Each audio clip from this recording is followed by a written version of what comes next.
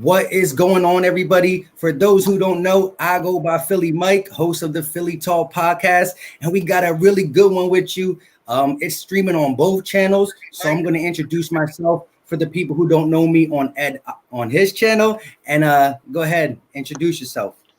What's good, y'all? What's up, Skins Nation? Hell to them Skins. Thank you for having me on. We do it on both channels, so this is going to be lit. I'll shout out. I see some people in the chat. Brian Harden, what's up, man? He's a channel member. 1,000 subs and no video. Shout out to him. Nathan Strack, what's up? What's up? Rich Heigl, what's up, man? Abu Ho, what's good? Shout out to my channel members. What's up, y'all? Yeah, and so shout out to some of the guys in here already for me. Tyrese Washington, Murph DeKenzo, BLSG. What's going on, everybody? Mr. Stanley, what's going on? Like I said, we're going to have a really good one. We got a lot to talk about because we're going to talk about from the offseason moves that we got from the Redskins to the Eagles. I'm talking about, back then when big play Slay was a big thing for the Eagles. We're going to talk some draft, but we are going to get into what we think is going to happen week one.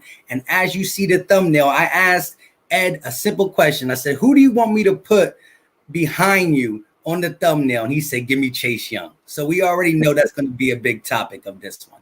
So go ahead, take it over. Where you want to start, Ed? I guess we can start with the draft. We can explain what you thought about your Eagles draft and how'd you feel about the Jalen Hurts pick? Well, overall, I like the draft because I believe that Jalen Reagor is an underrated receiver and what he can do. People just look at his speed and think he's a one-trick pony. A lot of people like to bring up drops, but they don't look at the context of these drops. I mean, he played with a horrible quarterback. He had one of the highest uncatchable pass rates in college, and he was still able to get the job done decently. But yeah, the Jalen Hurts pick is what really brought it down. A lot of Eagle fans are starting to come, not a lot. Some Eagle fans are starting to come around to the fact that it's an insurance policy, maybe a mix and match some Taysom Hill type plays. But at the end of the day, at second round, where you can get a guy who can immediately pack your team, I just couldn't pull the trigger there. So is, a lot of the NFC East, meaning Cowboys, Giants, and Skins fans want to say that they don't really believe in Carson Wentz, but the dollar bill sign says something different. So that's how I felt about that. But overall, I think Kavon Wallace in the fourth was a steal, a dog, got the Eagle tat on his back ASAP. And just the fact that, we got some depth in different places. We touched linebacker, raw players who can get potential. But I liked it except for that pick. How do you feel about your draft? And what do you think about our draft as well? Oh, yeah, I loved our draft. I got one more question for you. Do you think it was the pick for Jalen's because of the injuries to Carson Wentz? Is Howie Roseman thinking that Carson Wentz is fragile, or what do you think about the Jalen Hurts? Like, why? What's the reasoning for it? Because I know a lot of Eagles YouTubers was going crazy. I seen the reactions. Y'all were losing it. Definitely. Like I said, I'm not going to front.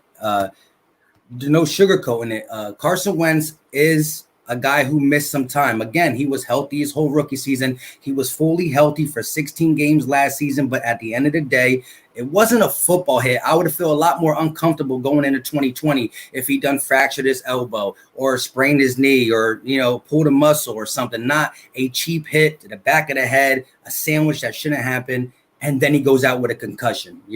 I would feel a lot different if it was something that was like, wow, come on again. Now you got the leg, the back, something else.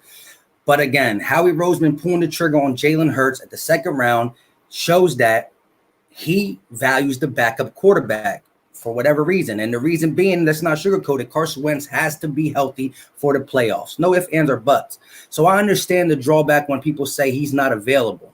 But I just don't understand when people say when he is available that he's not $100 million quarterback or he's not top tier type quarterback when, of course, hey, no offense, but against the Redskins, he had a lot of success against them. Some of these Ryan Kerrigan, when Carson Wentz was top 100, he was number 3 that year, 2017. Ryan Kerrigan was interviewed a lot talking about he's just a nightmare. Every single time we think we got Carson Wentz or we shutting it down, something happens. So, but I will agree. I think it's more for an insurance policy, and it's a cheap one. So you don't got to pay like a Cam Newton. I mean, Jameis Winston took $1 million. Andy Dalton took a cheap deal. But again, it's a cheap insurance policy. But I mean, how he knew he was type hurt when he let him sign for $100 million. You know what I'm saying? So he still got to believe in him. But the pick does kind of make you second guess. And again, I'm not going to sugarcoat it. I was like shocked. I was shocked. Yeah, I don't blame you. I was shocked too. I was just like, dang, like, do they really think Carson Wentz is going to get injured the next couple of years or something, you know? But Carson's lit us up a couple times, so I can't pick on Carson. Now the injury concern is huge, but your guy Charles Smith is a funny guy. He said we drafted Hurts to the Redskins to replace Haskins. Hey, don't sleep on Haskins. He won Rookie of the Week against y'all in that week 15 game. Hey, yeah, we're gonna talk about that because I got some information. I want to hash some stuff out about that because I knew you were gonna come at that because that was your key to LB. Appreciate the super chat, my guy Charles Smith. But definitely. So yeah, let me know how you felt about your draft. Where was your sleeper and all that good stuff? Yeah, shout out to my man Dwayne Haskins. He's in the building. He's actually showing up. Dwayne Haskins has lost 10 pounds, so shout out to my guy for showing up to the stream, taking his time. But yeah, I love the draft. There were some head scratchers in there. I want to say in like the 5th round, but Chase Young is a beast. I mean, the guy is a monster. They call him the Predator, and he's from the DMV. 16 sacks in Ohio State. I mean, I can go on and on about Chase Young, how elite he is. I mean, Mel Kiper, all the draft gurus said he's better than Nick Bosa, both of the Bosa brothers. So I mean, the sky's the limit for him. Antonio Gibson was a good pickup in the 3rd round. I remember Gate City Sports Talk, who is on your Battle Birds podcast. He did a review video on him. The crazy thing is I did a review video on Adrian Killins, and I did one on John Hightower. Y'all both got them. So it's like we kind of made videos on draft picks that we kind of swapped on or whatever. So it was funny. But Gibson is a dual threat running back / wide receiver. He can do it all. So I don't want to tell you too many of our secrets, but that's kind of a secret weapon right there. A lot of people say he could be like a Percy Harvin, maybe a Christian McCaffrey or Cordell Patterson, something like that. 4th round, we got Antonio Gandy. Gate City Sports Hall did a video on him too, so it's funny. He's a beast wide receiver, and we got Sadiq Charles, a left tackle. So rounds 1 through 4 were great in my opinion. The later rounds were a little questionable, but we got some talent. You know, I wish we would have got some more receivers, maybe in free agency, but I gave it like a B+. I gave our draft a B+. But Chase Young was a hell of a pick. Oh yeah, no doubt. He's probably the most, gifted player, hands down, to start from this draft. I mean, of course, Burrows had to go to the Bengals because quarterback is needed there, and it's a quarterback league. But second to quarterbacks, you need to have that pass rush. Again, a strong pass rush can do so much for a bad secondary. It can turn a D secondary to a C+, maybe B-. That's how different it can make the secondary look if you have a pass rush, a la 2017, Jalen Mills, Ronald Darby back there. And that year we had Brandon Graham, Fletcher Cox, Derek Barnett, Chris Long, Vinnie Curry. All these guys were getting at the quarterback. And so Darby and Mills and McLeod and them guys look pretty good back there. But just want to say this. I was actually doing the live stream when you guys picked AGG, and then I was tight mad, man. I was lingering on that for a little bit. I was like, come on, because again, he's a little raw. He might not come in and be a stud right away, but I do see potential at a nice X position. So if you ever get Terry McLaurin as your flanker and you get AGG established, that could be a little problem. But we got to make sure your quarterback is still progression. You know what I mean? Don't worry, though. We always have Jalen Hurts if you need to swap out for something, Nah, we good. I like Jalen, though. I do like Jalen. Just not in the 2nd round, Jalen, but I like Jalen. I do. But shout out to DH for the donation, man. Appreciate it. He said, Ronald Darby determines our season. Ronald Darby, I know he was with y'all, so he had a lot of injuries. So I mean, I'm not the biggest Ronald Darby fan, but I support him, and I feel like he might be able to come in and help us out. He knows some of your plays, he knows your defensive plays, he knows your offensive plays. So I'll take him. 1-year deal, $4 million, and he had some spurts where he was all right. You know, and he's from the area too. He's from the DMV. So I'm for my man Ronald Darby. Hey, I'm not gonna front. When we got him from Buffalo in the trade for Jordan Matthews, I was stoked. I wasn't doing YouTube back then because, like I said, I'm only 10 months in on this. Came a long way in the 10 months, but I wasn't doing it. But I was stoked. He was a shutdown. He was a lockdown. He was definitely excelling with the Buffalo Bills. We got him, but injuries have plagued him. He's a guy who has speed. You see him always in the area. He just doesn't locate the ball for some reason. He just really doesn't. But hey, he does give you the little one up on knowing this, knowing that. That is true. It's always good to get some information. I know y'all took Donovan from us. Y'all like to take a lot of Eagles. I ain't gonna front. Y'all take a lot of Eagles. Real quick, appreciate the super chat. He said, if Darby determines your season, then get ready for 2021 and the first overall pick. Hey, you got to understand there's a lot of frustrated Eagles when it comes to the name Darby. You really got to understand that because he got burnt chicken. I mean, listen, and it's not even just that. The thing is, he gets burnt, he catches up, and then he lets you catch it over. And the one thing that really I see it went down each year after Buffalo is tackling. I mean, I could make a whole compilation of him just missing tackles. Like, he doesn't tackle. So you really got to keep a safety back there. But I do respect Landon Collins. A lot of people are down on Landon Collins after he left the Giants. I think Landon Collins is a pretty good safety back there. I think he's really good, actually. Yeah, I think Landon Collins is a beast. A lot of people say he's more of a not a great coverage safety, but he gets the job done. Honestly, he had like over 100 tackles, was a Pro Bowl alternate, was a leader of our defense. So I mean, I like Landon Collins. You know, the contract is a little big. I'm not gonna lie, but you know, he did pretty good for the most part. Our defense our coordinator was awesome. Like, you know, I don't know how you feel about Jim Schwartz. I heard he's on the hot seat this year. But now we got Jack Del Rio, who's arguably one of the best defensive coordinators in the history of the game. You know, you saw what he did with the Broncos. You saw what he did with the Raiders as a head coach. You saw what he did with the Panthers. So, I mean, we have a great coaching staff, you know. So, but Charles is a funny guy. He's a funny guy. Yeah, he definitely is. But shout out to the last person I had up, I forgot his name, but he was saying the same thing that I was kind of saying. A strong pass rush goes a long way for a defensive back group. So it definitely does. Ronald Darby looked pretty good in our Super Bowl run we had a pass rush in 2017. And so that's why I'm looking to get our pass rush up and going because, you know, our secondary wasn't good either. And that's what I want to talk about. I know you like to hold Dwayne Haskins Rookie of the Week against the Eagles, 260 yards, 261 yards, and 2 touchdowns. It was a good game. Yeah, it was. We had like 7 or 8 quarterbacks throw for over 260 on us all season. And one of them guys who had more than Dwayne Haskins was Case Keenum week 1. You're another Redskins quarterback. So, but we'll get into that later. If you had to say, other than Chase Young, because he was your first round pick, same with my Jalen Reagor, what was your favorite pick of the draft and where? Like, it could be a later guy who's not better than your second round pick, but maybe because of that, where you got him from and the value getting out of that pick. Where do you think is your best one? I'm gonna go with Gandy Golden, AGG, man. He's a beast, 6'4". So he's not the fastest guy, but he can jump over you. He's super athletic, just smart, can do a Rubik's Cube, is a gymnastics guy, just super, super athletic. And he breaks a lot of tackles. He can bully you.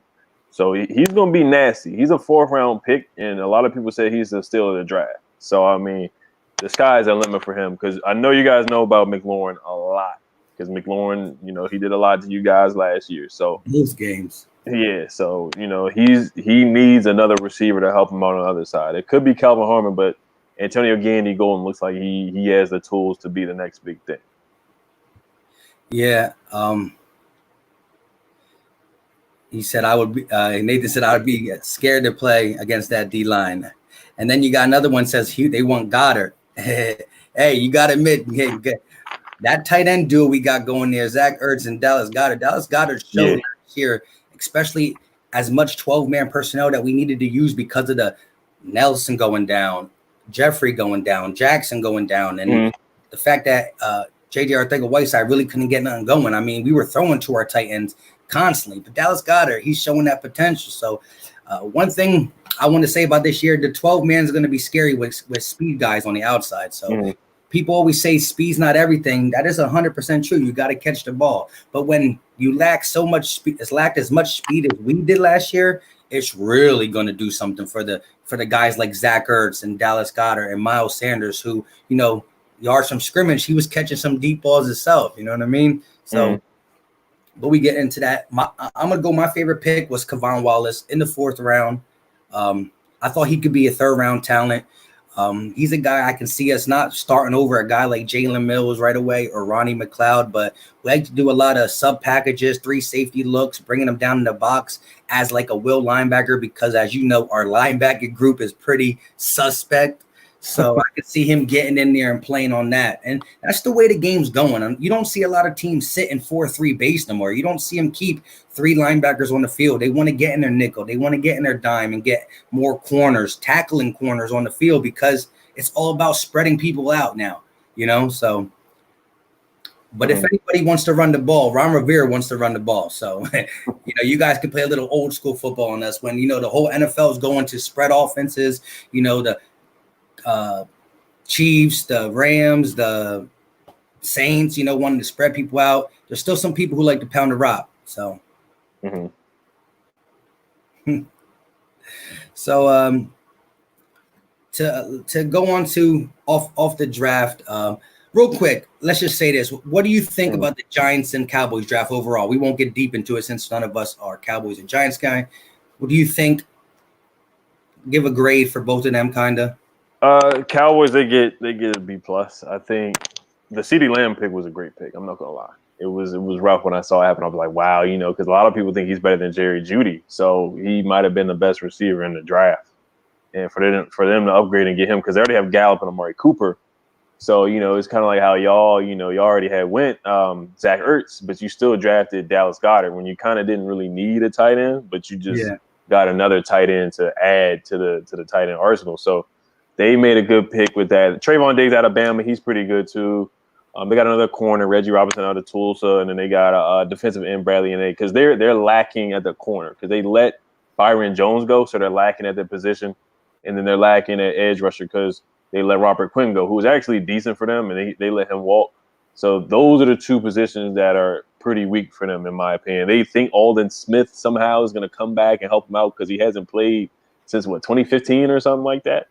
So they're relying on him to help their pass rush. So I don't believe in that. Then they got Don Terry Poe and free agency, some old guys. So their defense is still suspect. Their defense is special teams suspect. Offense is decent. They got a lot of weapons. So their grade was like a B+, A-. Giants, they got Andrew Thomas, the left tackle. I kind of wanted him too. That was a good pick. I'm not going to lie. So it's going to be him versus Chase Young for like the next probably 10 seasons. So that was a good pick. Trying to think who else they ended up getting, but I gave them a B+ too. Andrew Thomas was a good pick. I think they got Xavier McKinney too for defense. Their defense was awful last year. It was terrible. So they needed some defensive help, and the offensive line was bad.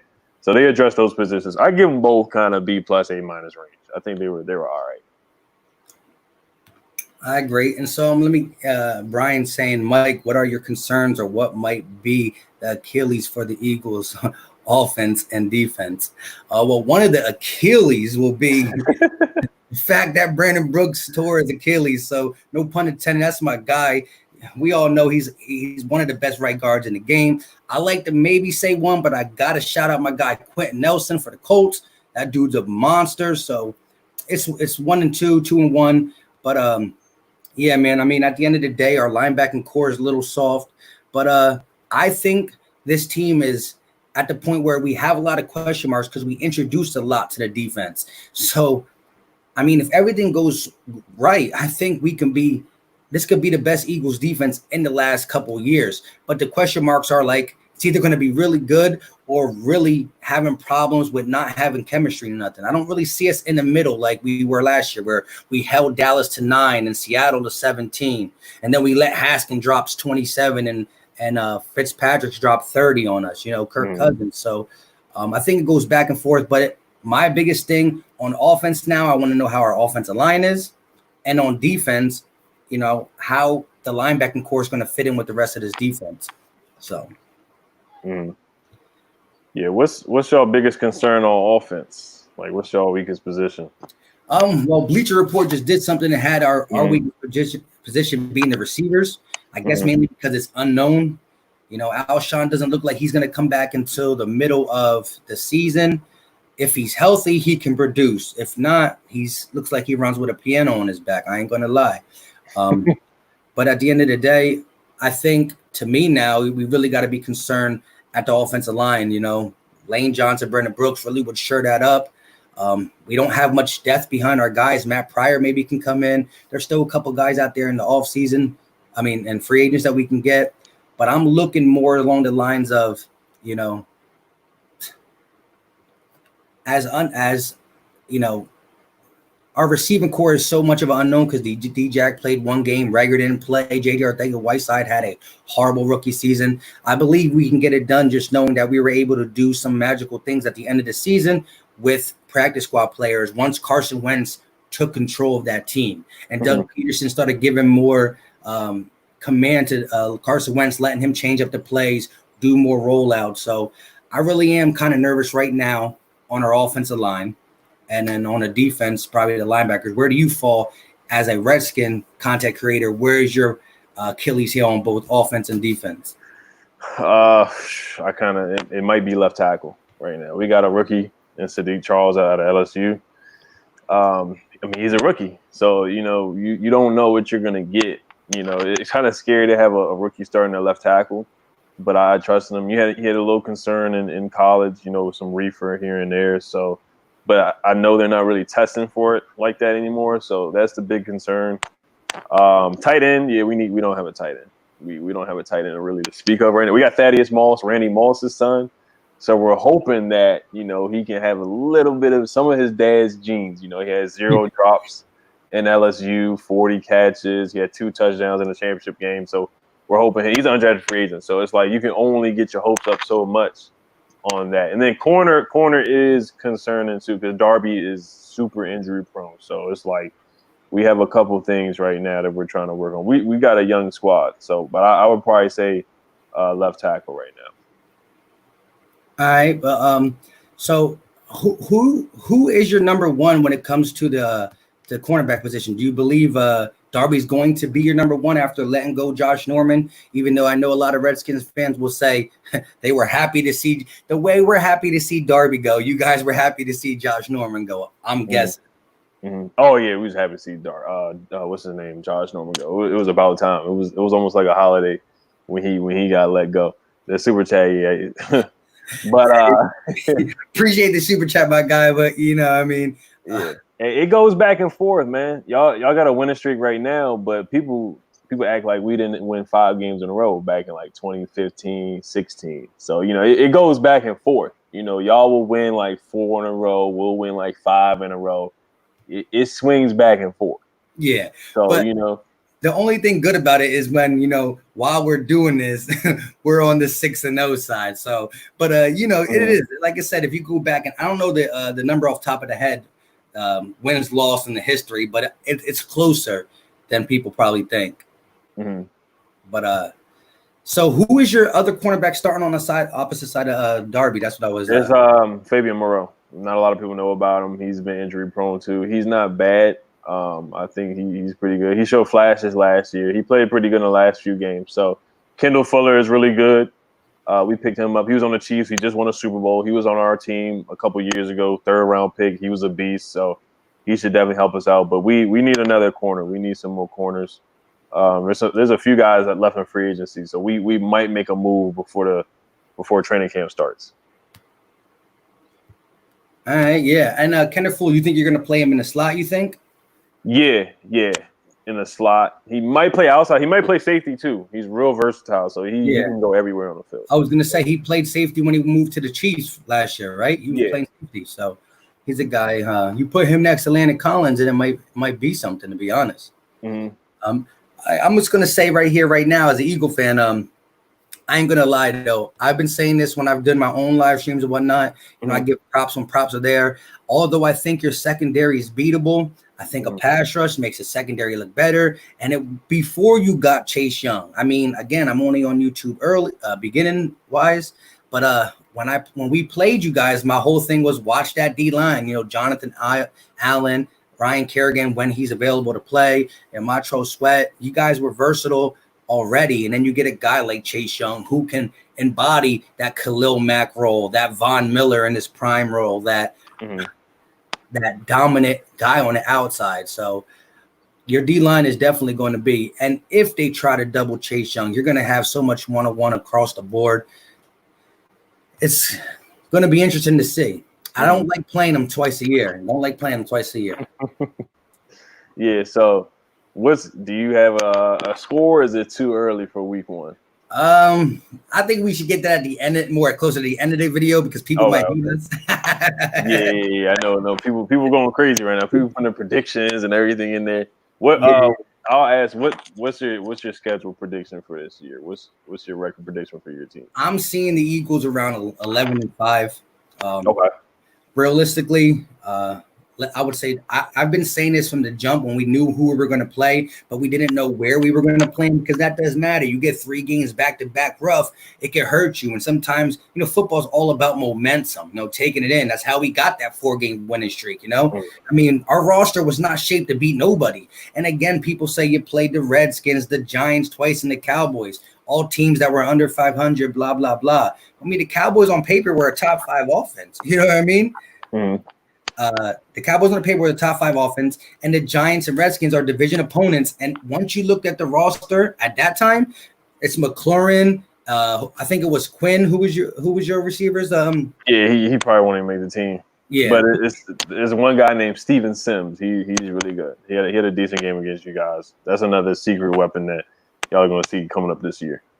And we were playing with Greg Ward Jr., Deontay Burnett, Rob Davis. Rob Davis is a guy who was on your practice squad for a long time. You know what I mean? Yeah. He wasn't good enough to get on your roster, but we had to win 4 games in a row with him being our deep ball threat. You know what I mean? So the momentum we were able to get and pick up, at the end of the day, it was, on the back of one Carson Wentz. So like I said, football's a game of momentum. I'm liking 11-5. But I could see 10-6, 11-5, 12-4. My medium is 11-5.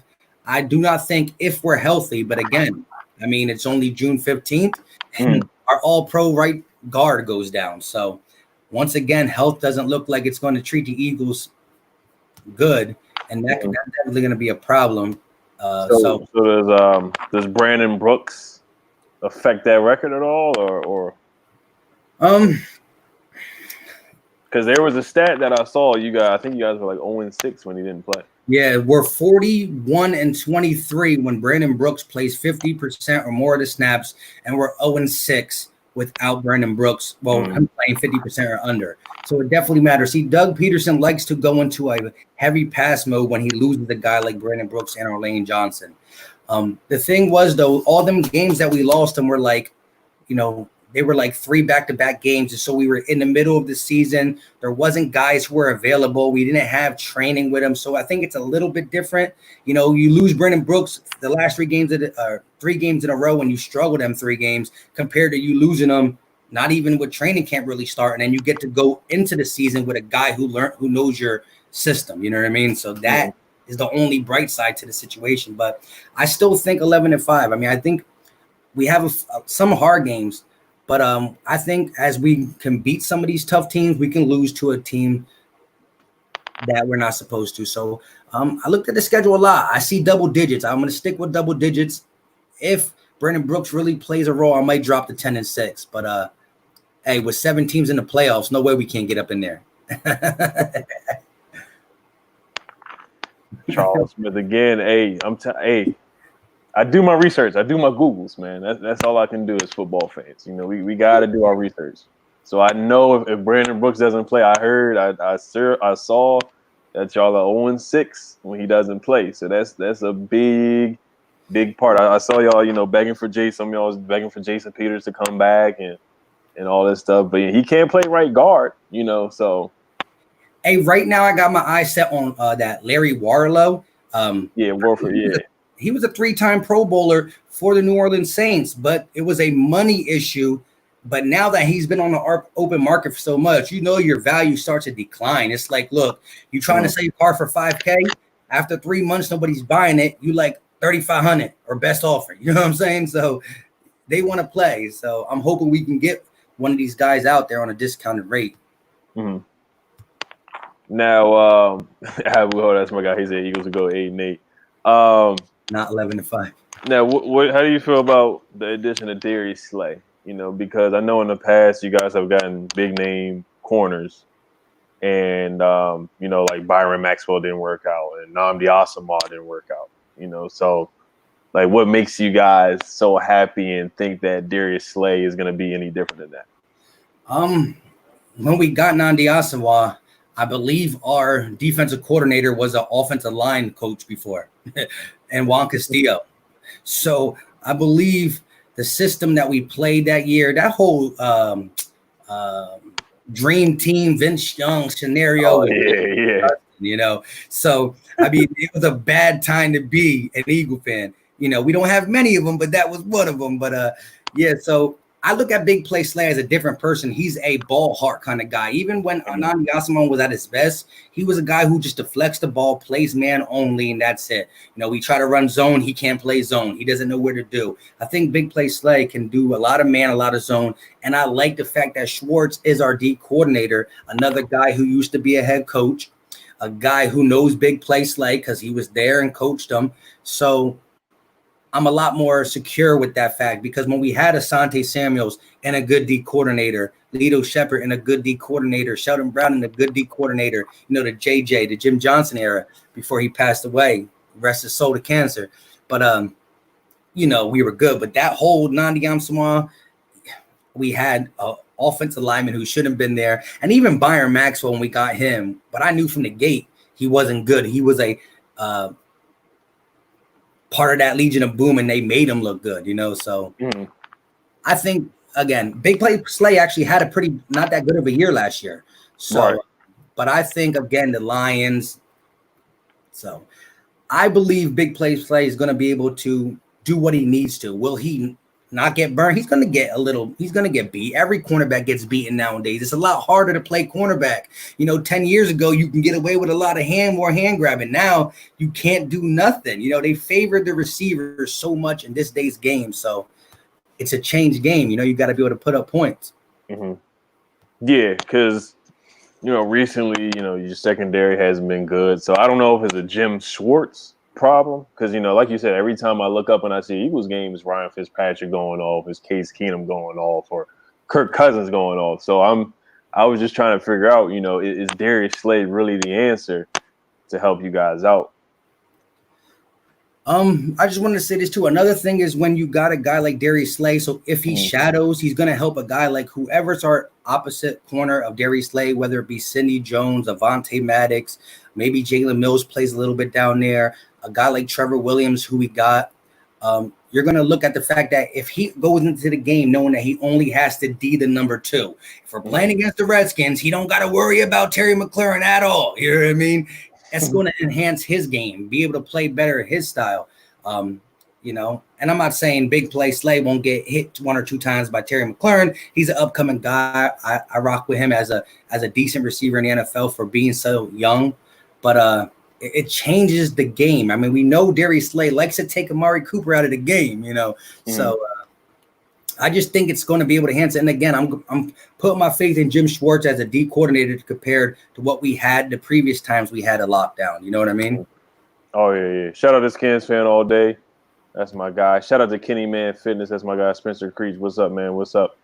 But yeah, so Carson Wentz has had a pretty good career so far, other than the injury. So, and I know people, I feel like Eagles fans, they still chirp about Nick Foles, every now and again, So if Carson finishes his career without winning a Super Bowl, do you feel like it was a wrong thing to just let Nick Foles go, or is it something that y'all gonna regret? No, here's my stance on Nick Foles. I love what he did. Appreciate it. Never always going to have a certain spot in the heart for him. I mean, it's the first Super Bowl ever. 52 was lovely. But as an Eagle fan who knew Foles back in the day in 2013-ish, who knew Foles his whole career, I mean, everywhere else he went, he was not able to continue to be the starting job. I mean, keep the starting job. I mean, Jacksonville had better targets last year than what the Eagles had with all the injuries. I'm talking about DJ Chark, Westbrook, Fournette back there.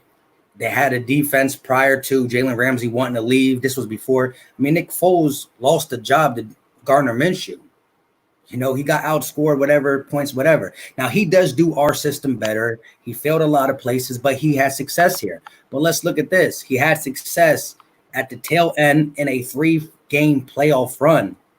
Came back the next year, and the first 2 games he started, we went 1-1, and we lost one game, and we barely got through the next game. He didn't play well, let's just say. But then he did come in again at the end of the season and save us. But when we like to criticize Carson Wentz for not being available, when Nick Foles is relied on to be the everyday starter, he's also not available. And so if we just go by who has missed more games in their career, even though he has a bigger career, if you want to take it into the sample size of even when Carson Wentz played, it's Nick Foles already. You know what I mean? So Nick Foles missed all last season almost because of the injury and stuff. So, hey, I would have loved for Nick Foles to go to Jacksonville and play good and do what he needed to do. Then it could have even raised more of a, wow, did we really get rid of him? But, you know, who's to say that he even beats Mitchell Trubisky out? I think he should. Don't get me wrong. But again, when the job is fully on the line, Nick Foles hasn't been able to do it, or he would have been a quarterback for a team, though. But listen, again, I love him. But when it comes to the future of the Eagles, you know, I got to go with the younger guy, the bigger arm, the more athletic guy, the guy who's your franchise quarterback. Yeah, I feel you. Yeah, because I heard Michael Bennett the other day, one of your former players, he was like, oh, man, Eagles should have kept Nick Foles. Yeah, but, you know, when you leave a team on a sour note, like Michael Bennett, you know, we get him. He wants to be an Eagle, but he said he wanted to be the Eagle. He just wanted a little bit more money, and we said nope. You know, you never really talk about that team in a good sense. But listen, again, people see it as Nick Foles won the Super Bowl. That's the most important thing. Should have kept him, but there was no way you can keep both of them. Now again, so look at this. The following year, Nick Foles gets hurt week 1. Carson Wentz played all 16 games. So, like, imagine getting rid of Carson Wentz. Imagine Nick Foles getting hurt, and now we're stuck again. So, you know what I mean? It comes to the sense of Nick Foles, I'm always going to love him. I'm going to root for him everywhere he goes, except for when he plays the Eagles. But let's be real, though. Besides that magical run, he hasn't been able to produce. So. Oh, yeah. Yeah, no, I feel you. It is tough because I've heard, you know, guys like Donovan McNabb go with Carson Wentz and, you know, talking about if he never wins the Super Bowl, he's a failure and all this other stuff. So it's Carson's got a lot of pressure. He's got a lot of pressure. Hey, this question real quick. He said, I got a question since you're an Eagles. Who are you more scared of, Haskins or Jones? Here you go. So, honestly, look, I try to give it as real as possible. Right now, I think Daniel Jones showed a little bit more when it comes to passing. Again, them fumbles are a problem.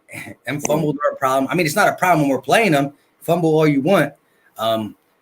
That's a correctable problem. I don't know if we'll correct it this year, but there is some upside to Daniel Jones. And I don't completely think Haskins is done, but I do want to get into Haskins a little bit with you since you've been all about my Nick Foles and Carson Wentz. Let's get into that real quick a little bit. So, what kind of jump do you see Dwayne Haskins taking from year 1 to year 2? I do want to say this.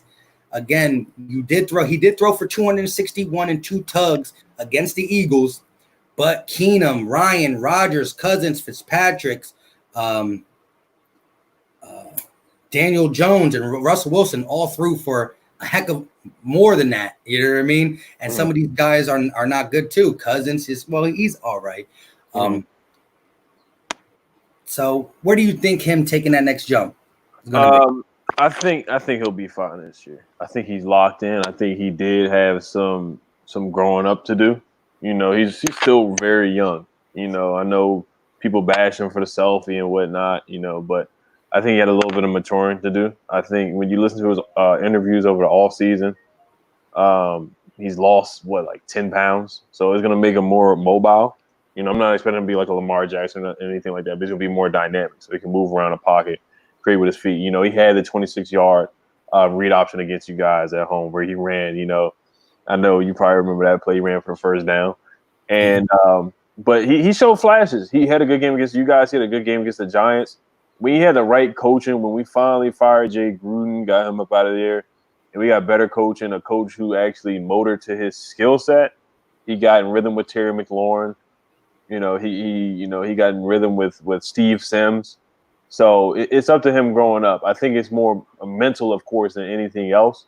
So I see him taking the leap. So the last few games of the year, he threw 7 touchdowns, 3 picks. He was rookie of the week against you guys. The Giants game, he was like 11 for 11 before he got injured and had 2 touchdowns. So if he didn't get hurt against the Giants, he probably would have threw about 4 touchdowns. So the guy, he played better as he went on. He just needs more time. He's young. He played 1 year in college. He's only played about, 9, 10 games in the NFL. And a lot of people unfairly judge him because they only think about the second half where he played with Jay Gruden, who really didn't want to draft him in the first place. So everybody thinks about the Giants game where he threw the picks in the second half. Everybody thinks about the Vikings game where he came in and threw the 1 pick in the second half. So nobody talks about the last few games at all. Now, I understand that people are still skeptical on him.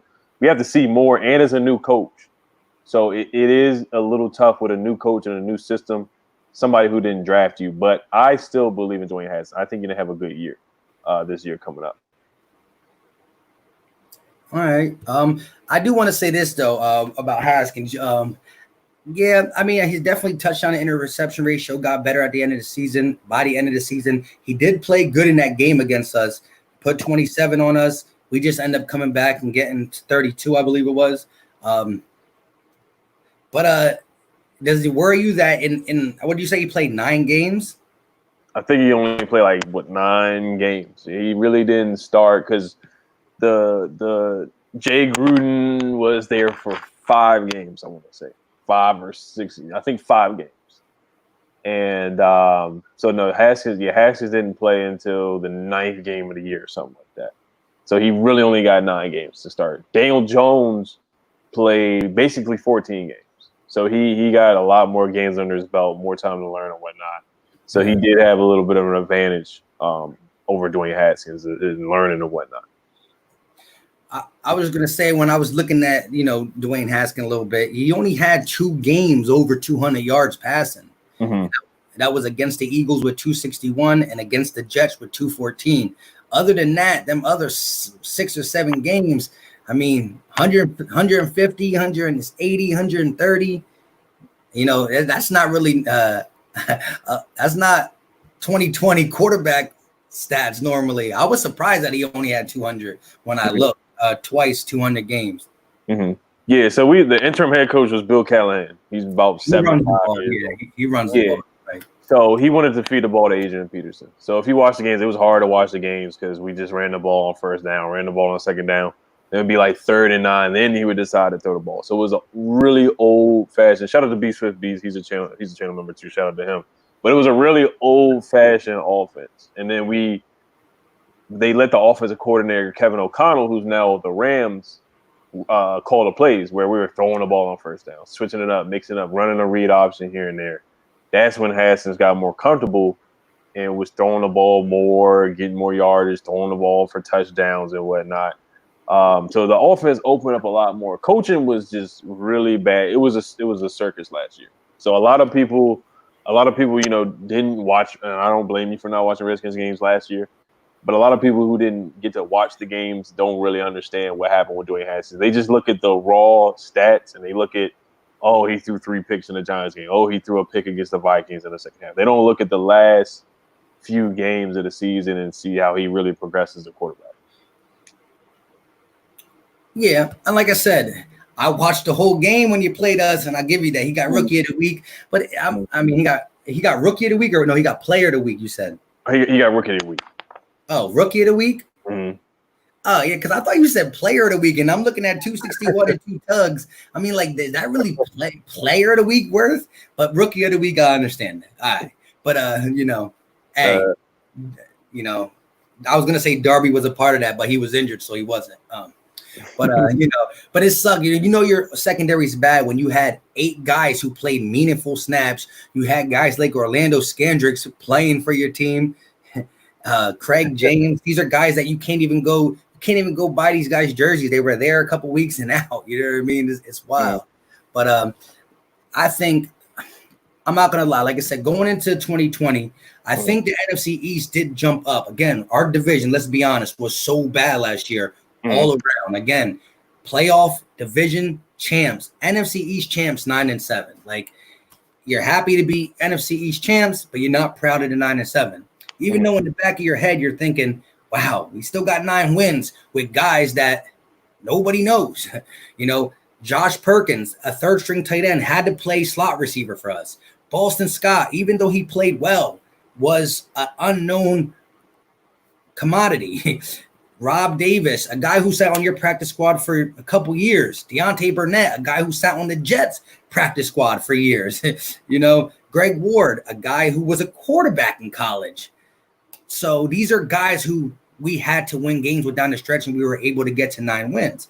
And that's why for a lot of people to say 11 wins is so crazy, if we were healthy last year, I think we could have got maybe a win or 2 more than what we had. You know what I mean? When you lose 3 offensive linemen, 3 receivers, a running back, 2 corners, a linebacker, that's a big part of your team in general.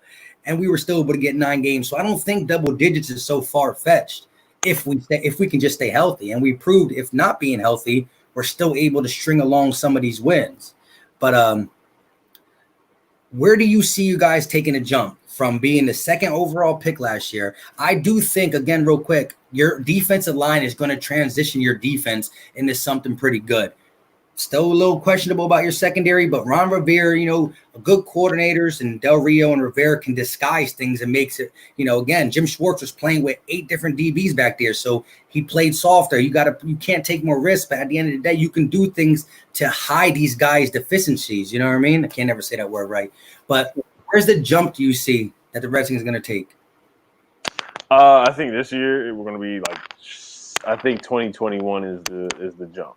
I think it's going to take a little bit of time. We got a lot of young guys, a lot of rookies. We're relying on Dwayne Haskins, who's a 2nd-year guy, Steve Sims, 2nd-year guy, Terry McLaurin, 2nd-year guy, Darius Geis has barely played, a lot of injuries here and there. AP is older, but he's still reliable.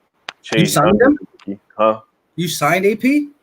He had an option. So we did the option. We picked up the option. We picked up the 2nd-year option. So AP is still on the roster. We have a lot of running backs. I see Eagles flip talking about Nelson Aguilar. I know you guys love Nelson Aguilar. Was gonna say, but yeah, I think the year after this year is the jump and the cap space. Alex Smith, he'll be off the books, so we can get a big name free agent. We don't you don't necessarily have to get a big name free agent, but next year's free agency, maybe you can go after George Kittle if he's available for the Niners. If they actually don't let him, if they don't resign, which they probably will, but that's just a name to throw out there in free agency, like Hunter Henry, another tight end. So 2021 is more set up for the Redskins to be successful. I think this year is more of like a rookie, seeing where Dwayne Haskins is at, seeing how good of a player Chase Young is off the rookie season, and Ryan Kerrigan's in this last year. So there's a lot of 1-year deals. There's a lot of 1-year prove-it deals. So we're gonna have more draft picks next year too. So I think 2021 is the year. Yeah, Rico said Jalen Ramsey. A lot of people want Jalen Ramsey. He's supposed to be a free agent next year. So if the Redskins somehow, some way can pull that off, which I don't think will happen, but if they somehow get Jalen Ramsey, who knows? It could be an elite defense with Chase Young and Jalen Ramsey on that roster. Real quick, shout out to Eagle Clips, Bashir Randall, and Sports Tings and Eagle Season. What's going on, my guys? But yeah, so again, I like how you're coming more realistically. Anything can really happen in the NFC East because it's the NFC East. I do believe your team is, just getting a guy like Chase Young on an already stacked defensive line is going to really help it out. Again, I like Terry McLaurin a lot. I'm not gonna throw too much shade on Haskins. I just don't really know how I feel about him yet. Again, I didn't watch much Redskins games because of the Keenum starting at first. You guys falling so far out of it, which actually no one was really out of it because the whole NFC East was bad. You didn't get out of it until like week 15 or something. There was something like at week 13 that if you ran the table and Eagles lost out or something, you could, what I mean? It was some crazy scenarios. So yeah, I called it the NFC least last year. It was so bad. Like I thought you guys might have won it at 8-8 last year. That's how bad it was last year. Hey, yo, shout out to my guy Charles Smith. I appreciate it. He said, appreciate the Super J. He said, shout out to Philly Mike for acting like he's really interested in the Redskin takes. I know it's tough, brother. Hey, appreciate you. But nah, like I said, he's a funny guy. I'm telling you, 2021. And this year, week 1, if you want to get into it, I think it's going to be real interesting because, you look into last year where, it sucks that we were up 17-0 and y'all beat us. But y'all, it's been very close games the last few games. Yeah. So. Week 1 again, like week 1 last year, coming out of the off season, all hyped and this, that, and the third, because again, we did win that game. We came back, but Case Keenum lit us up, and then we knew right away, wow, secondary's trash. Mills didn't came back until like week 8. Darby went out like week 4, which actually was a good thing at the end of the day. But the part of our defense that was so inconsistent, which was our secondary, I think we revamped it with a guy like Roby Coleman. We're not talking about him. A guy like Trevor Williams, who in 2017 was a top 10 corner for the San Diego Chargers, who's been injured as well. So we gave him future contracts. If he can get healthy, he can compete for a spot. Like I said, big play Slay. He's going to shore up a side that we didn't have last year. So I'm liking that what the upgrades of the secondary, which could really change the complexion of this D line. Fletcher Cox was playing hurt all last year. We went through 3 different D tackles on the side of Cox: Jurgen, Ridgeway, and Malik Jackson. And now we get Malik Jackson back and Hargrave, a guy we didn't speak about on here. So off the grip, I'm gonna give you the defensive line. I'm gonna give it to you. Say your defensive line's better, but I say what's up, and then you gotta go. Okay, and I get it right. But I'm going to give you guys a defensive line to start because, Jonathan Allen, Kerrigan, and Chase Young, I mean, he's a stud. I ain't going to front. But, come week 5, 6, we're going to see how our defensive line impacts the NFC East because it's pretty good. That Fletcher Cox and Javon Hargrave up the middle is going to be a problem. Shout out to my guy, James Dean. He said, had to double up on that Charles Clown. How many Super Bowls do them dirty chickens have? Yeah, I mean, we got 3. We are waiting for y'all to catch up. We are waiting. True. And like I said, but at the end of the day, I like to talk to the guys who actually. At the end of the day, you're right. You come into being a Redskins fan. It is what it is. You got it.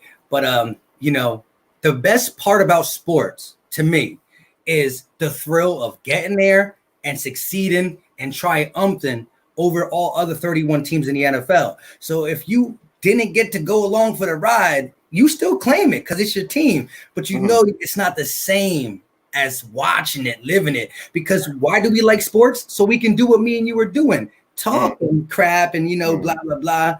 If you have to say, well, my dad told me or my friend told me, it's not the same feeling. But listen, I respect your 3 rings. 3 is bigger than 1. But at the end of the day, but I'll give you that. Yeah. And like I say, it keeps it real, you know what I mean? And the same with me. Look, there's no love lost in the NFC East for any of our teams. So, we should get extra points just being able to talk this nice to each other. No, I'm just kidding. But no, you got to respect the wins. You still people talk about how old the rings are, but Michael Jordan's rings are starting to get old too. And that's back in the 90s. That's like 25, 30 years ago. And you still got to respect that. So, people want to talk about VHS and old stuff. They're still there. They're still, hanging in the rafters. The jerseys and the trophies are in the trophy case. So you still got to respect it. Abu Ho, shout out for the donation. That's another channel. That's my guy right there. He said he asked you a question. He said, "Philly Mike, do you hate the Cowboys?" It was a super chat. Yeah, How come I don't even see it? it's like way back. But yeah, he said, Philly Mike, do you hate the Cowboys? All right, let me get to that, and I'll get to the other subject. Oh yeah, they're the worst in the division to me. I mean, just because of what I've endured in my life as an Eagle fan, I'm gonna have to say honestly, it goes the Cowboys as my number one hated. It's just in my blood. I got Cowboy fans who are friends, but it's in my blood to hate them. And then the Giants, and then the Redskins. So you guys are the last of the teams that I dislike just with a passion because of what I've been through as an Eagle fan. But and then we got that one. Let me just get I do want to ask you something real quick though. Appreciate the super chat, Philly take with RB, my guy. I want to know what both of you guys think that the stat line for D-Jax is going to be week 1. 152 tugs again.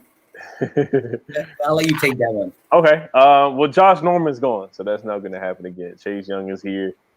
D-Jax did cut us up. If he can stay healthy and play a full game, then he might get to 90 yards. But he's so fragile now.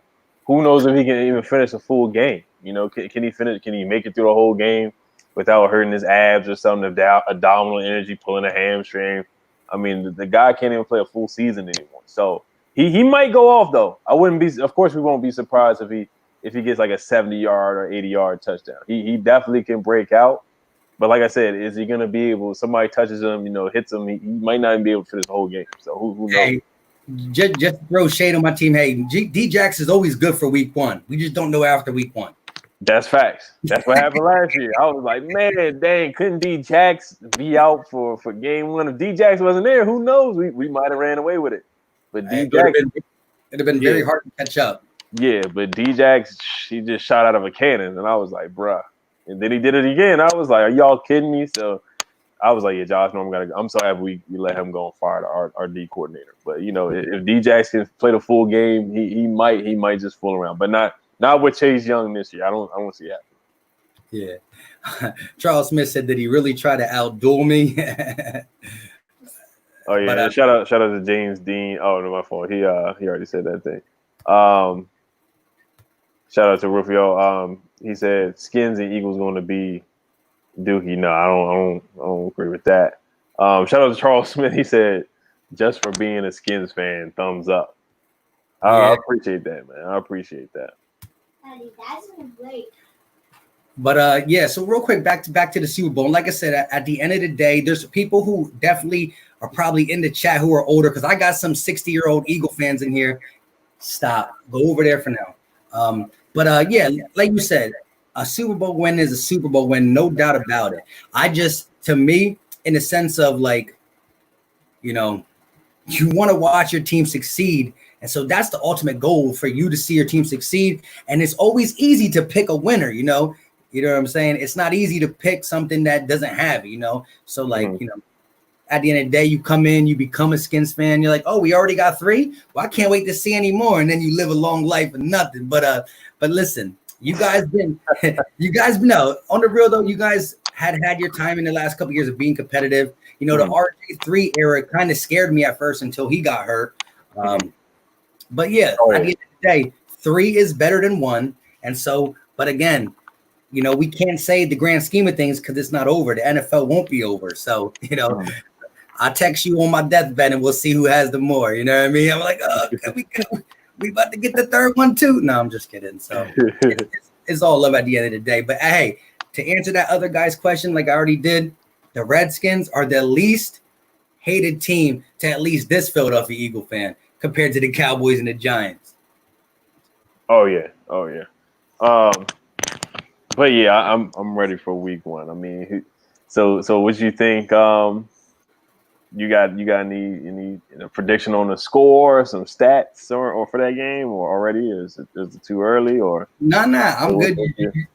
You want to say yours first, or I'll go first. I'll start it off. I know people are gonna be biased, think I'm biased, but I definitely do have us winning that. I got us splitting them. I wouldn't go as far and say we would sweep y'all, but I do have us beating you guys in week 1. I think it's going to be close. All our games are always close. It's it doesn't matter. Even if we're having a terrible season, somehow we have a close game. So I think it's going to be somewhere along the lines of like 21-17. And I think there's going to be no fans in the stands. There's going to be no fans. So I think that might actually help because y'all had a lot of fans in the stadium last year. I'm not going to lie about that either. But I think it's going to be 21-17. We win. We owe y'all one because the week one we should have won, and the one at home we was winning at the half. We really should have won that one too, in my opinion. So I think we owe y'all one. Chase Young is going to make Carson fumble. So I got us winning that one. I think Terry McLaurin is going to do his thing. I think AP and Geis are going to go off with the run game, and I got us winning that one. I think Chase Young is going to get a sack, and it's going to be a good game. It's going to be a good game. Fox, 1 o'clock. I can't wait. I really can't wait. Hass is going to throw a touchdown. He's not going to have he probably will go like 19 for 26, 230 yards, a touchdown. He's going to run for like 30 yards, and I got us winning 21-17. It's going to come down to the last second, too. All right. So shout out to Charles Smith. He said, double this up and let me know when your team updates their trophy case. Shout out to my guy. Yo, always crushing it with that, man. I appreciate you just for coming through, my guy. But he goes hard with it. No doubt about it. Yeah, so I saw a couple. I was gonna, the chat. Why don't you guys throw your predictions in there? Yeah. After I say mine, we're just gonna throw them up there, no matter how realistic or unrealistic it sounds. We're gonna throw them up there for just some fun, because at the end of the day, no Skin fans should just automatically concede defeat, and no Eagle fan dang sure is going to concede the defeat to this team. You know what I mean? But Kitty Red Fitness said he did not like that. Yeah, Bird Gang Sports, I see him there. He said 21-17. What? You know what it is? Camo Wolves said Redskins win 27-20. That's realistic too. 27-23. All right, so while they throw theirs out, I'm gonna say mine real quick.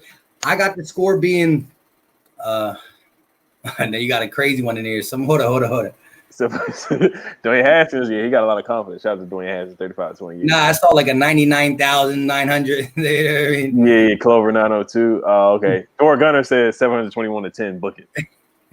Y'all are funny. This ain't Madden. I know the PS5 is coming out, and I know the Madden preview came out with Lamar Jackson, but that's like Madden on rookie numbers right there. Yeah. All right, so I'm gonna go one up and give you Chase Young getting 2 sacks. He can have them 2 sacks. He can even make Carson Wentz fumble week 1 because he quite frankly didn't get the whole, don't let it go. So he fumbles one game week 1. You guys looking, pretty whatever. I got Carson Wentz thrown for 250 plus. Okay. For 3 touchdowns though, especially in a more higher scoring game, So I got 3 touchdowns from Carson. I'll give you the sack fumble, not 1 fumble, 2 sacks. D-Jax is going to have a big game again just because he's fresh. He sat out all last year. And I mean, I don't think you got a guy who can run with him. And especially if you're going to put Darby on him, I'm just going to say firsthand experience. Darby's going to be there the whole game 1. But by the end of game 1, you're not going to want him to be there. So D-Jax is going to be a big part of his 250. 3 touchdowns. Our defensive line is going to get 5 sacks in this game. 5 sacks off the rip. No one outdoing Chase Young's 2 or 3 sacks, but our D line is going to get 5 sacks. I got it being 31-21. 31-20. I think it's going to be a one score game. I don't think it's going to be like 2 scores. Well, sometimes the 31-21 it sounds like it's double digits, and it sounds like it is 2 possessions, but they can always be like where it was 21-27. You guys were the ball's in your hand in the 4th quarter, and then we get a key turnover and then just score. And so it's like one of them games where it's like it didn't look as bad as the box score says, but I got 31. Channel member, shout out, man. Skins fan for life said 41-43-7 Eagles get swept. Oh wow, no, that's wrong. That's wrong right there. Yeah, but 31-21. Hey, 1,000 subs with no videos challenge says Skins are going to screw the Eagles because the week 17 Eagles dump out their bench and we win week 1. All right. I mean, I'll give you that. I ain't opposing anything that a fan's gonna say in the off season. I mean, it's the off season. We gotta get That's true. this is where all sports fans get to do the most talking, because sometimes, not saying it will be you guys, but by week 3, some of the people and some of the other 31 teams in the NFL start to stop talking. Oh yeah, just like the Browns. The Browns, Yeah. you know, they was supposed to do everything. Odell Beckham and Baker Mayfield and Jarvis Landry, and they didn't do nothing last year. But I think it's going to be a very close game. It might even come down to a field goal, because that's just how the NFC East is. But you know, your D line getting 5 sacks, I would say 2 at the most. But now looking at your offensive line, because Brandon Brooks is out, you lost Jason Peters and Andre Dillard. He's okay, but I know some of you guys are still a little iffy on him. So the offensive line is a little bit. Lane Johnson's a beast. I get that. But with our defensive line, I think we're more suited to getting 5 sacks. I think we'll end up with like about 3, because Carson likes to hold on the ball a little too long sometimes. So I could definitely see us getting back there like that.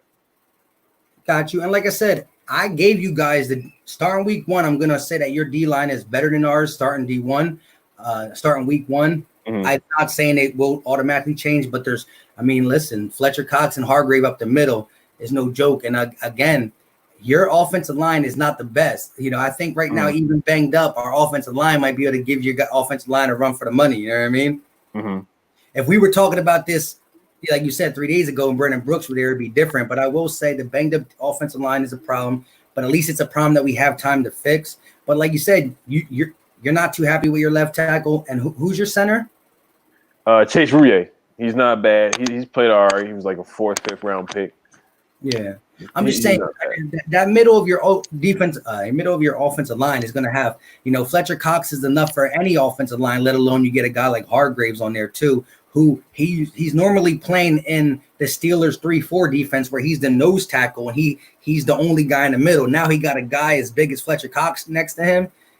That's going to be a problem. People are really, again, the D tackles are never sexy to get sacks. You want your ends to get the sacks, but the middle rush is going to be a problem. But I'm going to, and my 5 sacks was my hot take of the whole thing. You know what I mean? But 3 touchdowns too. Well, Carson Wentz has a lot of 3 touchdown games. You know what I mean? Right now, he leads the league in active touchdowns per game. He has 19 straight games with at least 1 touchdown.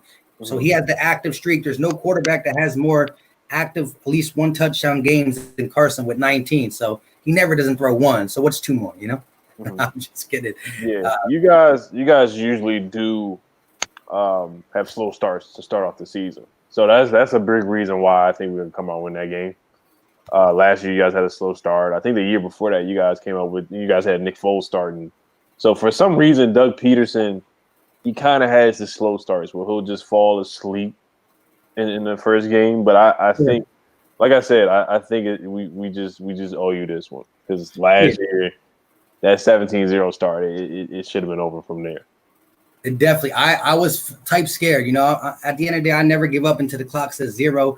But hey, you got to understand that we dropped 30 points both times on you last year, and I do believe our offense is better because it's just going to be healthy. The offense that we scored 30 plus points with at the end of the season, I don't know how we did it. Again, we had one of your practice squad guys. We had 4 other practice squad guys that we were throwing out there, and we were able to score 30 points. I think Carson had 3 touchdowns in both them games. Yeah, our defensive backs were depleted too. We didn't. I can barely name some of the guys because Josh Norman they sat him down towards the end of the year because they didn't want him to play. Hey, he didn't sit him down against Greg Ward. Yeah, I know, but a lot. It kind of was tanking for Chase Young, for real. But we kind of got what we needed off of that game. Hey, shout out to 1,000 subs. Kendra Fuller is going to play, especially. I think right now, he came into the league being a better slot corner, but I think he's actually been playing better at safety. So I would really consider putting him at safety. I think in his early part of his career, he was that dude at the slot corner position, but I think he's translated into safety really good. So I'm going to be curious to see where you actually play him at. I know you guys need corner help, so it does look, more presentable to play him in the slot. Mm-hmm. Yeah, Kenny Man finished at Terry McLaurin, younger, faster, not pay. He's angry and hungry. So yeah, Terry, I got Terry going off in this game too. Just like you think D Jax is going to go off, or a lot of people think D Jax, I think Terry can definitely get over 100 yards in this game. Yeah, let me just say this about Terry. Actually listen. He won me a lot of fantasy games. I told Ed that I'm on before we got live. I play a lot of money when it comes to DFS, the DraftKings, FanDuel. So trust me, McLaurin was on my squad a lot of times. I give him a lot of respect. But the thing is, he was crushing guys like Mills, Sidney Jones, Rasul Douglas. At least this year, we're going to put a guy on him that is respectable and big play Slay. And I'm not saying that big play Slay is going to lock him up 100%, but I don't think he's going to have the same back-to-back 130 and 150 yards he was easily having against our 8-man rotation defensive back crew we sent out last year, who probably are not playing in the NFL, most of them. You know what I mean? Mm-hmm. So what do you think your record is going to be in the NFC East this year? I got a split with Dallas. Sweeping the Giants. I got a sweeping you guys. I'm sorry. See, that's what I want y'all to think. I want y'all to think that. I want y'all to sleep. I really want y'all to sleep. Because I'm telling you, week 1 is going to be a big surprise. I know it's all talk, but it's going to be a big surprise. Yeah, Bird game, yeah, Terry versus Darius. Watch the Lions game. Watch the film of the Lions game. Watch how many times that Terry McLaurin beat Darius Slay one-on-one in coverage. Unfortunately, Haskins missed him and overthrew on a lot of passes, but there was a lot of opportunities. There's footage of Darius Slay actually saying that Terry McLaurin was the best wide receiver that he played against last year, or was one of the better matchups that he said. And while that being, I'm gonna believe that's true. Again, even though Terry McLaurin, if you ask Terry McLaurin, you want to go against big play Slay 2 times a year, or do you want to go against Darby and Mills and Rasul Douglas and Sidney Jones? Terry McLaurin's gonna say, "Come on, bring these guys back." I was racking up fantasy points against these guys. Oh yeah, I mean, but Terry, he loves playing against good competition. He actually played really well against the Patriots against Stephen Gilmore. There were some good corners that he cooked last year, but somebody said Haskins don't throw the ball asleep. Yeah, I mean, he wasn't asleep when he threw when he was rookie of the week. But but yeah, I have y'all. I think you guys will sweep the Giants. I got you guys splitting against us, and then you guys will probably split with the Cowboys too. So I got y'all sweeping the Giants, splitting with the Cowboys, and splitting with us. All right, so pretty much from what I said, the only thing that was different is you saying that one of the games you win. And let's just say this though, how divisions match up. Like, look at last year. The Dolphins beat the Patriots, the Falcons beat the Saints, the Seahawks lost to the Cardinals. I mean, a division opponent who shouldn't beat you at times can get one over on you guys. Now, in the last 6 games, it hasn't happened. But you know, we're definitely going to see. And I, at the end of the day, I do believe Ron Rivera and your D-line is a change of pace. You know, to me, I like to build from the D-line and the offensive line back and front. So you want to get a stack offensive line that helps your whole quarterback, running back, receiver tangent. And the same with the D-line. It makes okay cornerbacks turn better. So I like you're starting where you need to be for Ron Rivera. And I've always respected Ron Rivera in Carolina. Jack Del Rio, he's a tough guy too. He had some decent Jacksonville teams.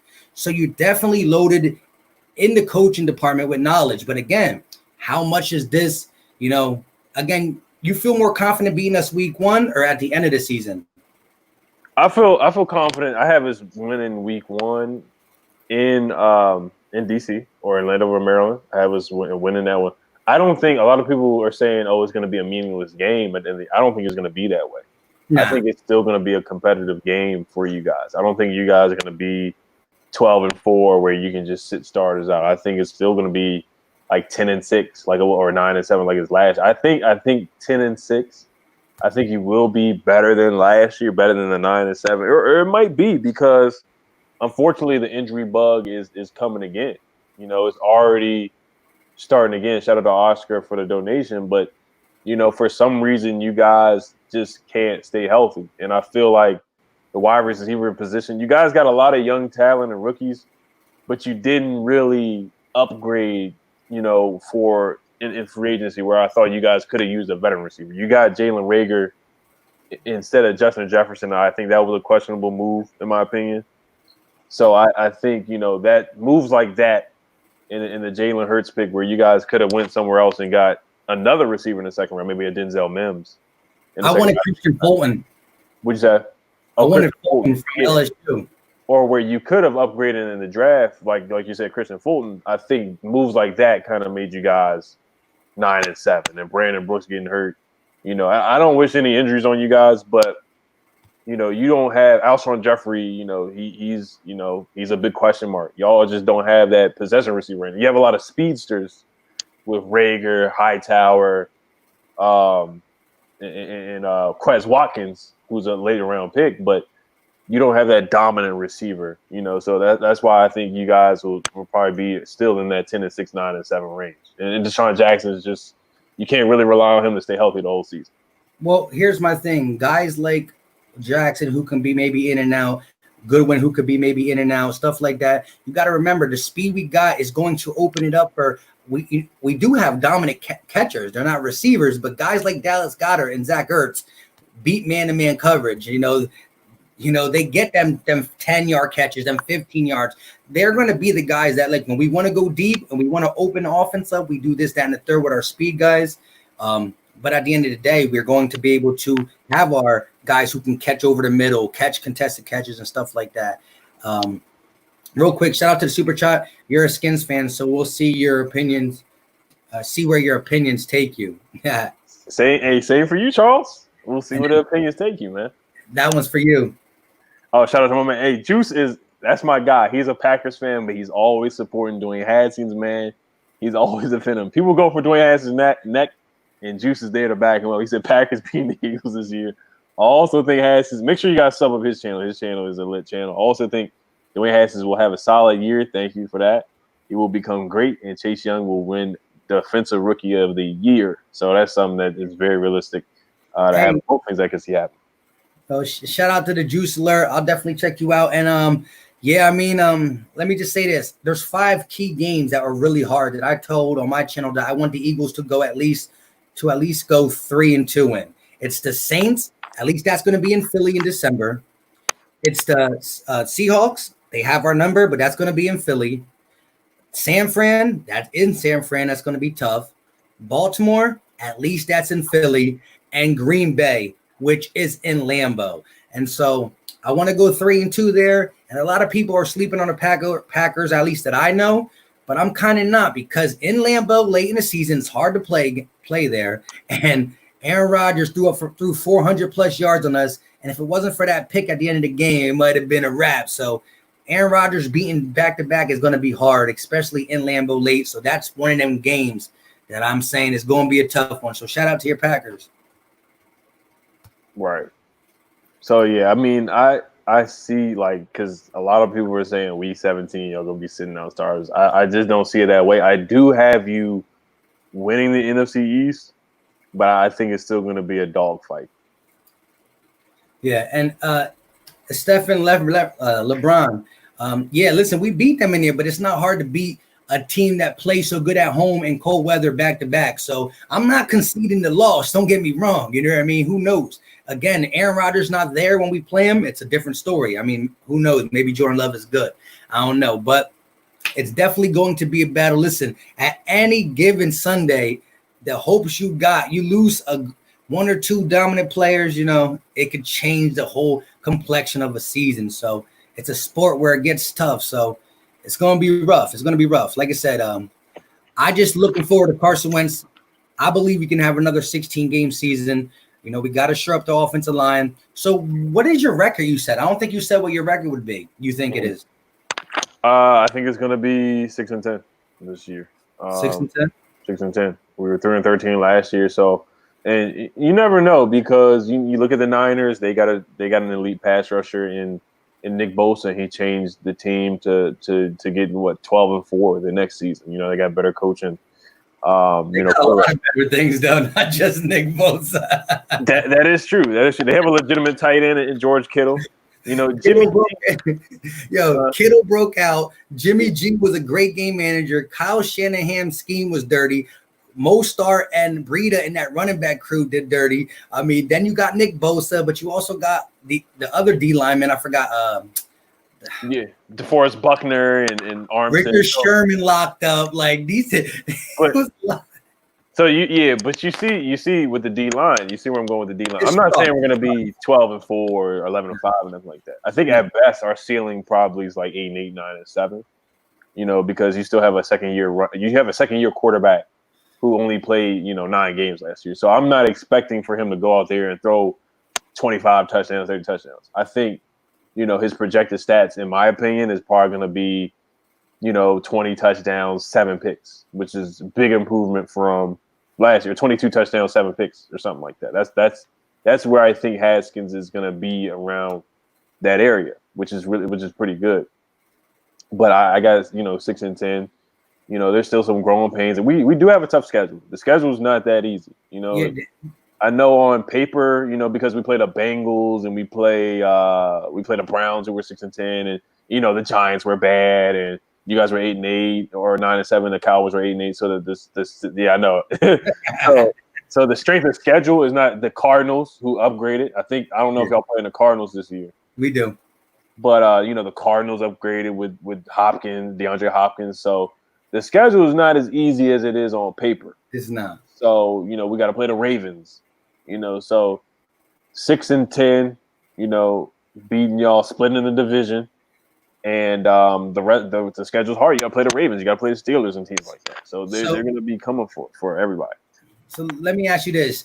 I said my take on what we're going to do in division, and your response back to me was you agree with everything, but we're going to split one. So you said the Eagles are going to split against the Redskins, sweep the Giants, and split against the Cowboys, which would make us 4-2, right? Yeah, 4-2.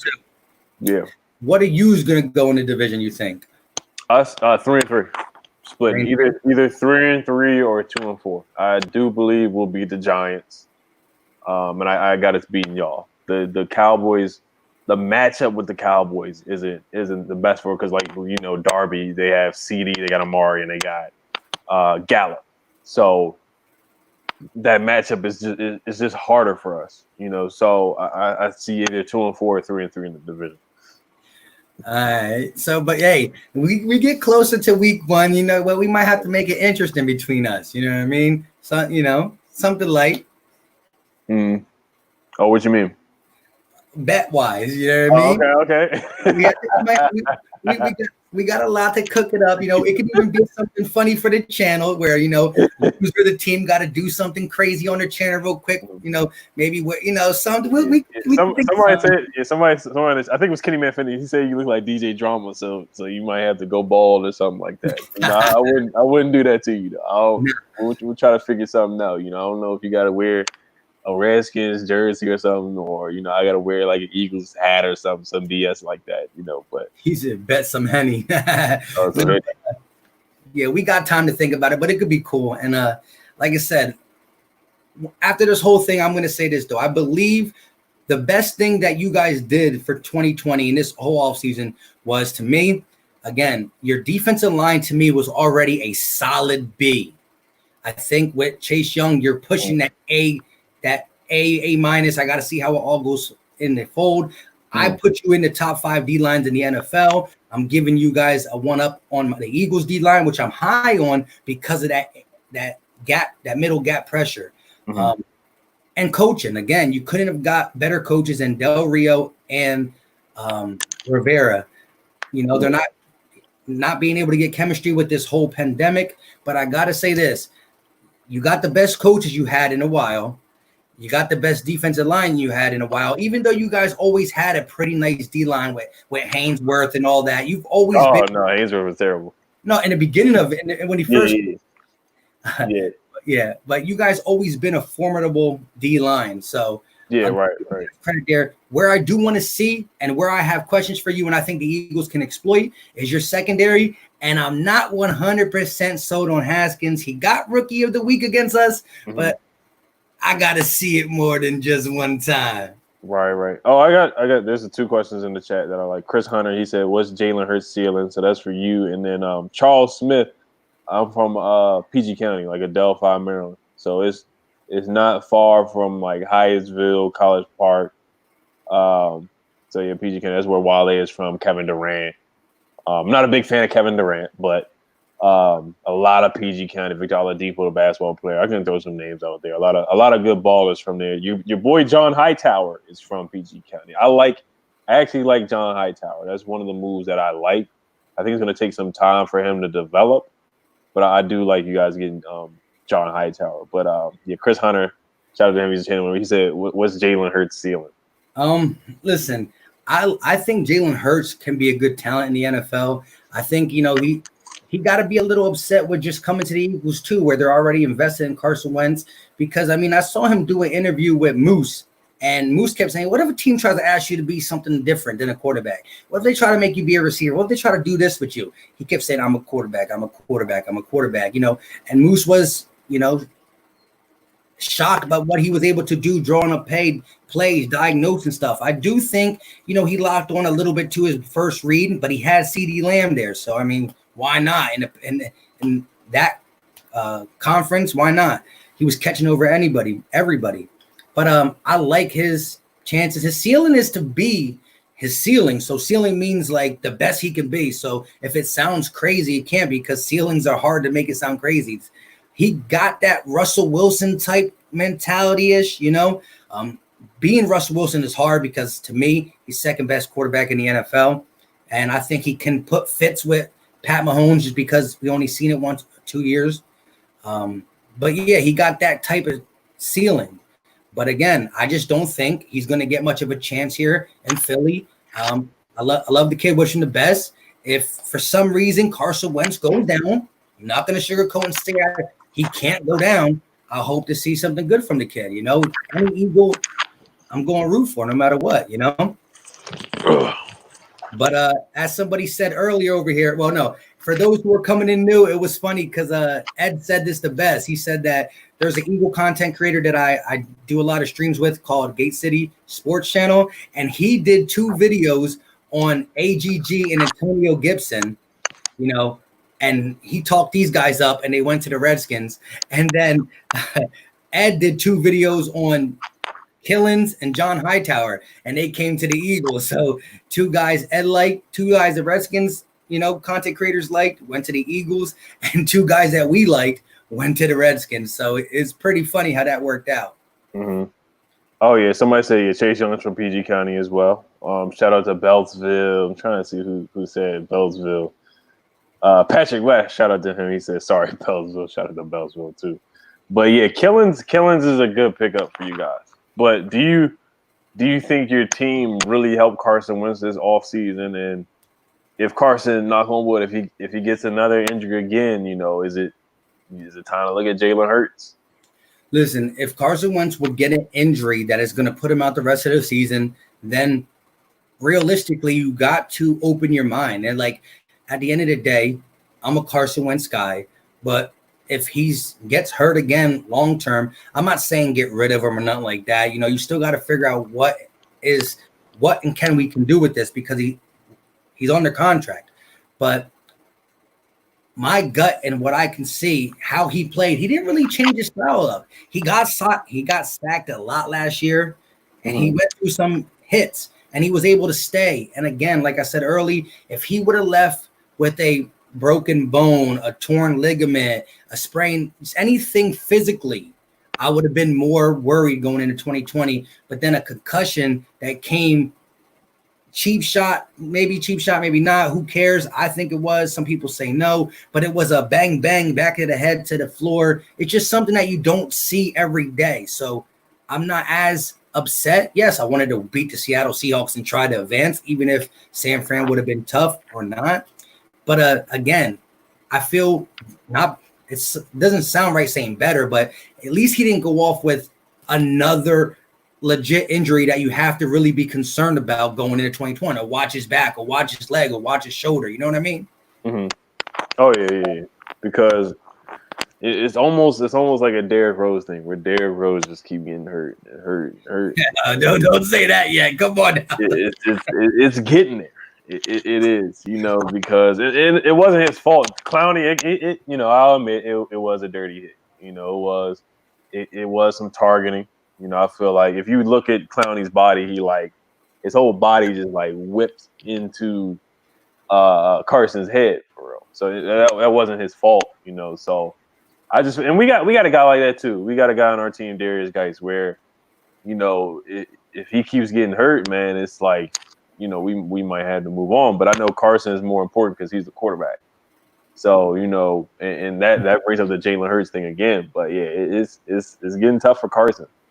Correct, but like I said, as you just explained there, again, as an Eagle fan who loves Carson Wentz, but I'm not afraid to tell the truth. Where it's like if week 3 he gets a season-ending injury, knock on wood, knock on wood. Right.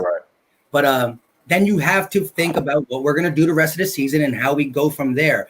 But again, when you look at the grand scheme of things, he played 16 games, which showed he was durable in the NFL for 16 games. And it's not like we protected him any better. He got banged up, but he was able to get through all 16. And then in the playoffs, if he drops back that first play and gets sacked and he's holding his shoulder and he's hurt again, like his body can't take it. To me, it's more of a, wow, again, injured where he just can't take it. But like I said, the concussion is something that is unforeseeable. And especially if he got a concussion on a regular hit, I would have still been a little bit more mad. But just because it was an illegal cheap play, you're not going to see that most of the time because most players don't play with that agenda. You know what I mean? I'm not as worried. Again, if it goes 2017 ACL, 2018 back, 2019 shoulder, then it's like, dang. But I don't count this the same as the other injuries because of how and everything, the context in it. Right, yeah. So, but I just want to hear out of your mouth, besides the injury thing, as a talent, when you on Sunday, when you got a game plan for Carson Wentz and he has speed out there, how do you feel Carson Wentz? With him and D-Jax, they are a nasty duo. And you guys, I think that killed you guys the most last year. I think if you would have had D-Jax for majority of the season, maybe you might have fooled around and won 11 games. I won't go as far as 12, but I'm not even talking about as a team. I'm just saying, like when Carson Wentz has just a speed guy. So I'm just saying Carson Wentz, when it comes to arm talent, being able to make plays, athleticism, as a Redskin fan watching him for the last 4 years, is he top? Is he at least a top 10 in your eyes? On the field talent. I know when you look at the list, I know Pat Mahomes is better than him. Aaron Rodgers. I might go with Deshaun Watson a little bit over Carson, and Russell Wilson's better than Carson. But I give him top 10. I think like 9. I give him like 9. I still think Tom Brady's better than Carson. I still think of course like Pat, Russell Wilson, and I think there's still some guys better than Carson Wentz, like Lamar Jackson and people like that. But I got him like 9. I got him 9. I got him in the top 10. At least you got him in the top 10. But here's my take on some of this stuff. Like, Tom Brady, GOAT, 100% GOAT. I'm not going to front. But like at his career now, I'm not too sure if he's not, we see some stuff. We're going to see really how he is with this Bucks team because he has all the tools in the world. No excuse. He had nothing last year in New England, but cough, cough. So either did Carson Wentz. You know what I mean? So they want to talk about Julian Edelman and N'Keal Harry being bad targets. We had who? You know what I mean? Except for our tight ends. I'll give them that. So, but I mean, when you look at it, if you compare right now Deshaun Watson's stats to Carson Wentz, I think Carson Wentz has, don't quote me wrong, I think he had a touchdown more or two, and like 300 yards less. So they were like 300 yards different in passing. I think Carson had one more touchdown. He had less interceptions, and he's throwing to nobody, and this guy got Hopkins. Now, again, on the field, I love Deshaun Watson. He's very clutch.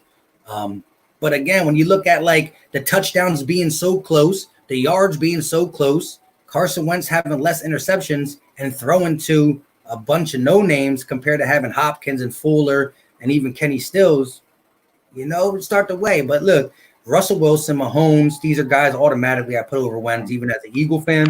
But I got my guy up there. But again, that's why I said when he's on the field, because at the end of the day, there's a problem being that he hasn't been the last quarterback to throw a pass. So I shook it up as it was a concussion and not a bone injury, but he has to be the last quarterback that throws for the Philadelphia Eagles. No doubt about it. Right. Yeah, your best ability is your availability. So, you got I would even throw Drew Brees. I know a lot of people hating on Drew Brees because of what he said. But I would even throw Drew Brees in the top 10. So I think I would have him above Carson Wentz. Yeah, he said, "Tell that to Colin Cowherd." According to you cannot. You got to take. You can't listen to Colin Cowherd. You can never listen to what he says. Some of his takes are the worst takes. Yeah, I mean, but there's been others that had some wild ones too. So they all get a little funny every once in a while. But let me ask you this then. Realistically, I want to know this before we get up out of here. I know you got some big things going on at 9:30. I'm gonna tune in to that on Bad Dogs. Oh yeah, it should be lit. It should be tough. You got the goats of each content creator almost. LB's up there too. That's my guy LB. When it comes to Philly Fine and LB, they both goats. But let me ask you this. So you give me your take when it comes to listing 1, 2, 3, and 4, the best quarterbacks in the NFC East in that order. We're not talking about available. I'm just talking about talent. So if you can have that player for one game, talent, give me your order. Yeah, Carson's number 1. And then yeah, I know you guys are happy. But like I said, best ability is availability. So that does hurt Carson's stock, but he is the best quarterback in the NFC East. He proved it last year in that last game of the year, where he beat the Cowboys basically for the NFC East championship to make the playoffs. So I got to give it up to Carson. Number 2 is Dak. Dak he's not as bad as people think he is. I think he's not that. 30 touchdowns, 11 picks. I know most of it was against the Redskins and Giants. It was like 14 out of the 30 touchdowns was against us. And of course, he scored against you guys too. We all remember the 37-10 game, and then y'all got your revenge on them. That was an ugly Sunday night game. So he racked up some stats in that game too. But Dak is number 2. He just chokes. He just like Tony Romo. Tony Romo would choke in the last game of the year. Dak's starting to choke just like a yak dog said, "Don't let him bait you." Nah, I'm speaking facts. It is what it is. You got to be honest. What's his name? Carson is number 1 in the NFC East. Dak is number 2, and then 3 is my man Dwayne Haskins, and then number 4 is Daniel Jones. So Danny had some good games last year. The fumble problem is really bad. 18 fumbles. You got to work hard to fumble 18 times. Hey, we being realistic, Carson got to work on his fumbles too. So that's one thing. Carson got to not be able to fumble. I don't care if you get sacked, just don't fumble. That's big. And so far, guys like Haskins and Dak haven't had that problem. Dak had a fumbling thing early too, but he shaped it up, I think, quickly. Yeah. The thing for that is them. Right. The thing with Dak is good, but he kind of came in a great situation. They had Dez Bryant. They had who was it, DeMarco Murray at the time, or they drafted Ezekiel when they drafted him. They had Zeke. So he just came into a beautiful situation where Carson Wentz came into a tough situation. I'm not gonna lie. Same thing with Dwayne. Dwayne has his team, and Daniel Jones. All the NFC's quarterbacks came into a terrible situation. Y'all just came off of Chip Kelly. So y'all was really trying to get things back in order because Chip Kelly I wish Chip Kelly was still your coach because that's when we beat y'all 5 times in a row. So I really wish y'all somehow rehire him or something like that. But Dak came into a beautiful situation. He had Dez when Dez was good. He had Tyron Smith, all them guys. But yeah, Carson's number 1 right now. I give it to Carson.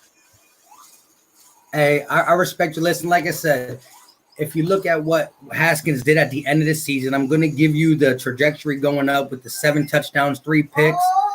Elijah, you got to be quiet. 7 touchdowns, 3 picks. It's going to be interesting to see because the dude got some weapons out there. Like you said, Terry McLaurin, he's going to grow with him. They both are from Ohio State, right? Oh, yeah. Chase Young, Ohio State. We got a lot of Ohio State connection right now.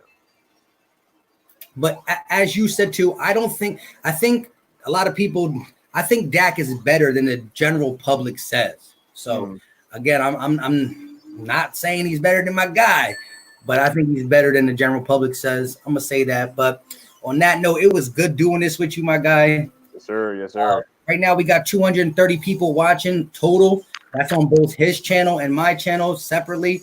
They're not all together. We can see everybody's comments, but y'all can only see the Eagles stay with the Eagles and the Redskins stay with the Redskins. It's good like that, But appreciate, some of your subscribers, talking that realistic. Even the ones that were talking crap, much saluted. Listen, it's not an NFC East rival if we're too nice to each other. We got to have a little tension. That's what makes it so lovely. Yes, sir. Yes, sir. I'm hyped for week 1. I can't wait. If we do, I think we will have this. I think there'll be no fans. It's going to be super lit. Like I said, it's going to be a big surprise week 1. I'm telling you. It's going to – I'm loving that y'all sleeping right now. I love it. And HG Gaming, Alex Smith not coming back. But, yeah, I want y'all to keep sleeping. And with that being said, like I said, it's going to be interesting. By the time week 1 comes, me and Ed, we talk on Twitter and stuff. We'll find something that's, fun, exciting, and not over the top when it comes to the bet. But, it's going to be advertised. It'll be fun. Yes, sir. Yes, sir. Yes, sir. Anything you want to talk about ending off? No, that's it, man. Just make sure y'all sub. Even if you're an Eagles fan, you can sub up if you want. It's all good. I know the enemy always has to watch and keep their enemies closer. So I know what it is, And make sure, channel memberships. You want to become a channel member, you can become a channel member down low in the link. And, thanks for having me on, man. It's been lit. Can't wait for week 1. And I'm going to say the same thing because while I had you on my channel, you had me on your channel. It was cool that we got to do this on both channels, support both fandoms. And yes, shout out to all the Redskins fans in there. If you want to check out the Philly Talk podcast, it is what it is. I already got people who watch my video. I already got people who got notifications on who just watch my video just to dislike it. Like I get a dislike before I even get a like. So it's all love at the end of the day. So it's cool. I know they're Cowboy fans though, but it's cool.